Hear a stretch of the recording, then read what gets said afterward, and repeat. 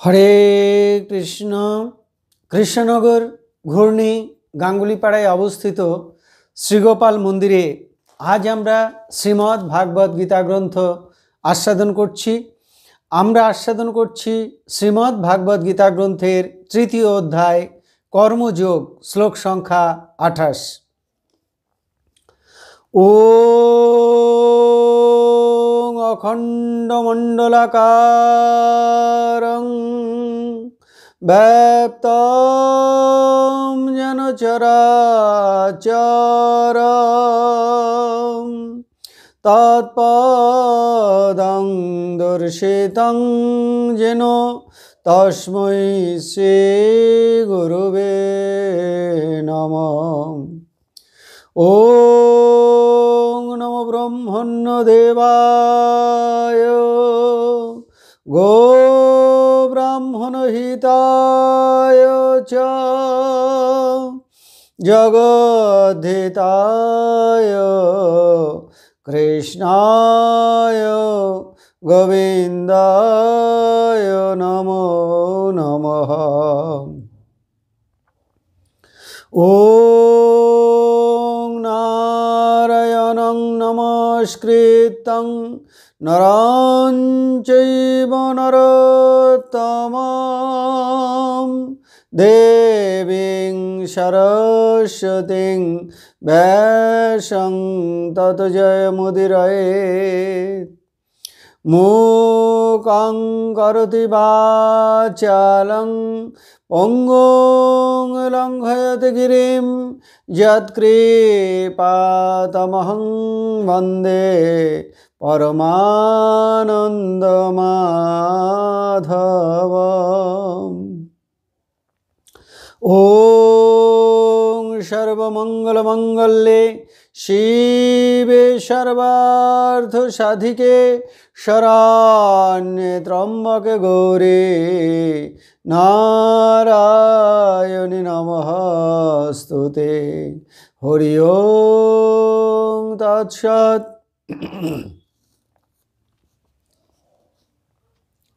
কৃষ্ণনগর ঘূর্ণি গাঙ্গুলিপাড়ায় অবস্থিত শ্রীগোপাল মন্দিরে আজ আমরা শ্রীমদ্ ভাগবত গীতা গ্রন্থ আস্বাদন করছি।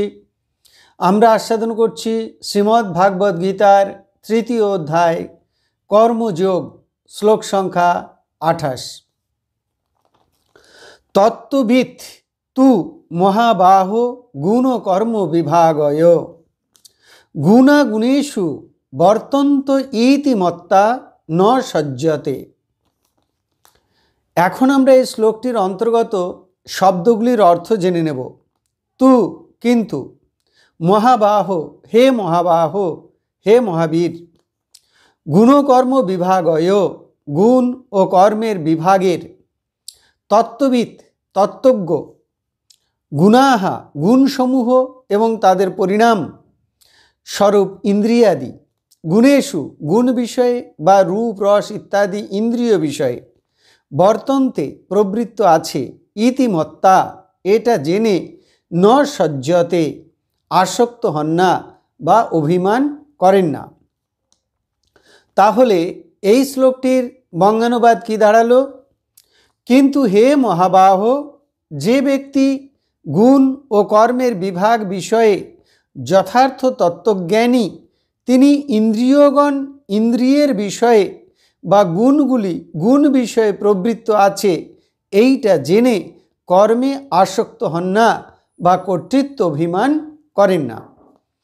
এখন আমরা এই শ্লোকটির অন্তর্নিহিত ভাব আস্বাদন করছি। ভগবান শ্রীকৃষ্ণ অর্জুনকে বললেন যে, হে মহাবাহ, হে মহাবীর, যিনি গুণ বিভাগ এবং কর্মবিভাগ বিষয়ে তত্ত্ববিৎ, তারা জানেন যে গুণগুলি গুণ বিষয়ে প্রবৃত্ত আছে। এখন আমরা গুণ বিভাগ কি সেইটি জেনে নেব।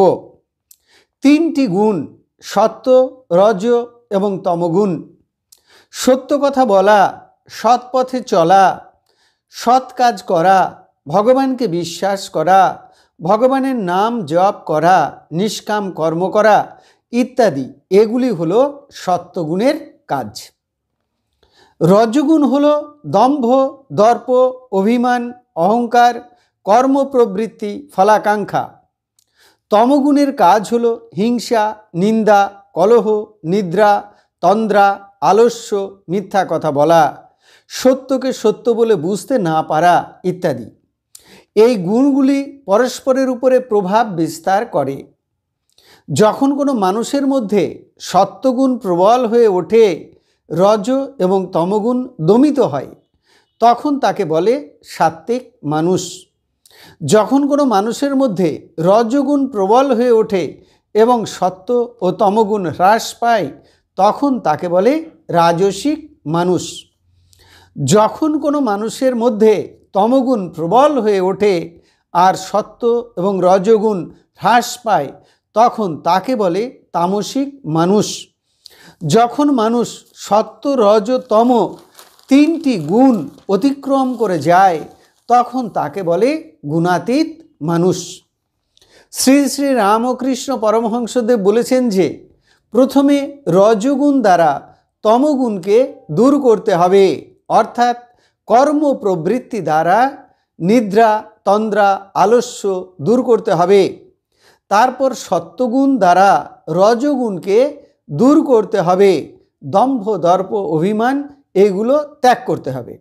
তারপরে শুদ্ধ সাত্ত্বিক গুণ দ্বারা সাত্ত্বিক গুণকেও অতিক্রম করতে হবে। ভগবানের প্রীতির নিমিত্ত কেবলমাত্র নিষ্কাম কর্ম করতে হবে। শ্রী শ্রী রামকৃষ্ণ পরমহংসদেব এটাকে বলছেন কাঁটা দিয়ে কাঁটা তোলা।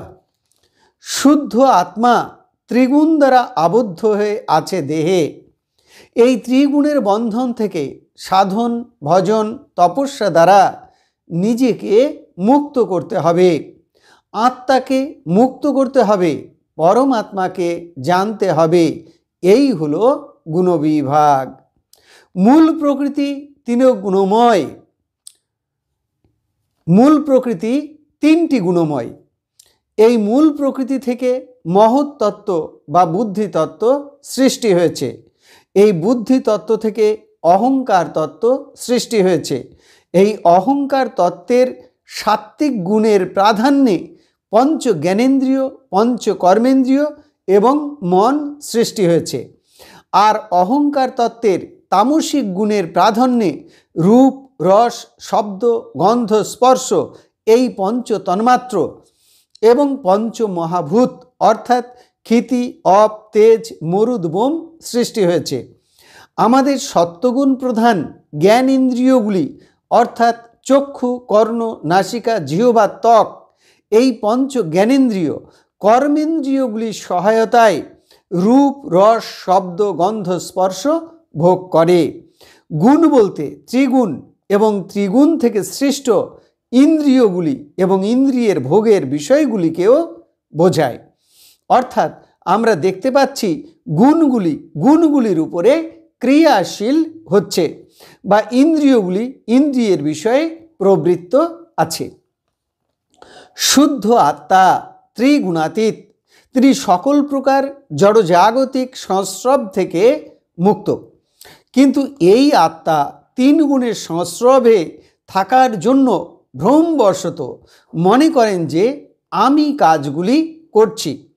এটি হলো অহংকার দ্বারা মূঢ়তা প্রাপ্ত অবস্থা বা মোহাচ্ছন্ন অবস্থা। মানুষ যখন সাধন, ভজন, তপস্যা দ্বারা ব্রহ্মকে জানতে পারেন, পরমাত্মাকে জানতে পারেন বা ভগবানকে জানতে পারেন, তখন তিনি বুঝতে পারেন যে আমি কোনো কর্মের কর্তা নই। ত্রিগুণী কর্ম করছে, আত্মা নিষ্ক্রিয়। আত্মা পরমাত্মার অংশ। ভক্তিতত্ত্ব মতে পরমাত্মার সেবা করাই জীবাত্মার ধর্ম। তাতেই আত্মার পূর্ণতা। আর ব্রহ্মতত্ত্ব মতে জীবাত্মা পরমাত্মার সাথে মিলিত হয়ে আমি সেই ব্রহ্ম এই অনুভূতি লাভ করেন। যে ব্যক্তি এইটা জেনেছেন তিনি প্রকৃত তত্ত্ববিদ। তিনি তখন কোনো কর্মের প্রতি আসক্ত হন না, কর্তৃত্বাভিমানও করেন না। তাহলে এতক্ষণ আমরা শ্রীমদ্ ভাগবত গীতার তৃতীয় অধ্যায় অর্থাৎ কর্মযোগের 28 সংখ্যক শ্লোকটি আস্বাদন করলাম। আমি শ্লোকটি আরও একবার পড়ছি, তাহলে শ্লোকের অর্থগুলো আমাদের কাছে সুন্দরভাবে পরিস্ফুট হবে। তত্ত্ববিদ তু মহাবাহ গুণকর্ম বিভাগয় গুণাগুণেষু বর্তন্ত ইতি মত্তা ন সজ্জতে। অর্থাৎ কিন্তু হে মহাবাহ, যে ব্যক্তি গুণ ও কর্মের বিভাগ বিষয়ে যথার্থ তত্ত্বজ্ঞানী, তিনি ইন্দ্রিয়গণ ইন্দ্রিয়ের বিষয়ে বা গুণগুলি গুণ বিষয়ে প্রবৃত্ত আছে এইটা জেনে কর্মে আসক্ত হন না বা কর্তৃত্ব অভিমান করেন না। এখন আমরা শ্রীমদ্ ভাগবত গীতার মাহাত্ম্য পাঠ করছি। শ্রী ভগবান উবাচ গীতা নামানি বক্ষ্যামি গুহ্যানি শৃণু পাণ্ডব কীর্তনাৎ সর্বপাপানি বিলয়ং যান্তি তৎক্ষণাৎ গঙ্গা গীতা চ সাবিত্রী সীতা সত্তা পতিব্রতা ব্রহ্মাবলী ব্রহ্মবিদ্যা ত্রিসন্ধ্যা মুক্তিগেহিনী অর্ধমাত্রা চিদানন্দা ভবগ্নি ভ্রান্তিনাশিনী বেদত্রয়ী পরানন্দা তত্ত্বার্থ জ্ঞানমঞ্জরি ইত্যেতানি জপে নিত্যং নরনিশ্চল মানসঃ জ্ঞান সিদ্ধিং লভে নিত্যং তথান্তে পরমম পদম।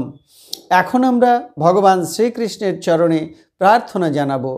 হে কৃষ্ণ কৃপা সিন্ধু, এই নাও তুমি আমার দেহ, এই নাও তুমি আমার মন, এই নাও তুমি আমার প্রাণ, এই নাও তুমি আমার আত্মা, এই নাও তুমি আমার জীবন যৌবন যথা সর্বস্ব। হে কৃষ্ণ কৃপা সিন্ধু, তুমি মাতা, তুমি পিতা, তুমি আমার পুত্র, তুমি আমার কন্যা, তুমি স্থাবর জঙ্গম কীট পতঙ্গ লতাপাতা রূপে রূপে প্রতিরূপে তুমি বিরাজিত, তুমি ব্যতীত এই ত্রিভুবনে আর কিছু নেই। হে কৃষ্ণ কৃপা সিন্ধু, তোমার আতুল চরণে কোটি কোটি নমস্কার। পুনরায় তোমার আতুল চরণে কোটি কোটি নমস্কার। তুমি আমাদের শুদ্ধা ভক্তি দাও, ব্রহ্ম জ্ঞান দাও, সকলের কল্যাণ করো, সকলের মঙ্গল করো। হরি ওম তৎসৎ।